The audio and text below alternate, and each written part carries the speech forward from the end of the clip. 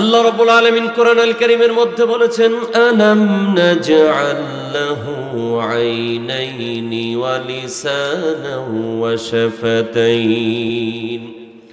পরপর দুইটি আয়াত প্রশ্নবোধক আয়াত। আল্লাহ রাব্বুল আলামিন বলেন, তোমরা যদি দুইটা চোখ দিয়া দেখো, দেখার জন্য এই নিয়ামত চোখ দুইটাকে আমি আল্লাহ তোমাদের দেই নাই। ধলধবাবাসী বলেন তো, আমাদের চোখ দুইটা দিলেন যিনি, তিনি কে? আল্লাহ রাব্বুল আলামিন পরের আয়াতে বলেছেন, ওয়া লিসানান ওয়া শাফাতাইন।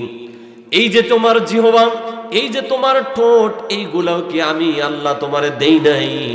সবাই বলেন তো, এই ঠোঁট, এই জিহ্বাগুলো দিলেন যিনি, তিনি কে?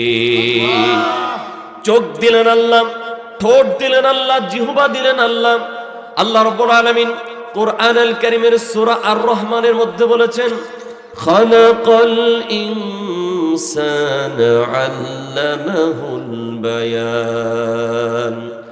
আল্লাহ রাব্বুল আলামিন বলেন, তোমাদেরকে সৃষ্টি করেছি আমি আল্লাহ, মানুষ বানিয়েছি আমি, সেই সাথে তাকে কথা বলা, বায়ান করার যোগ্যতাও আমি আল্লাহ দিয়েছি। কোন সুবহানাল্লাহ।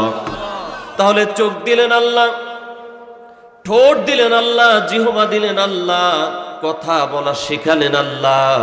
তাহলে এই জিহ্বা দিয়ে, এই কথা বলার শক্তি দিয়ে যদি উঁচু আওয়াজ কারো নামের নিতে হয়, সেই নামটাও হবে যার, সবাই বলেন তো তিনি কে?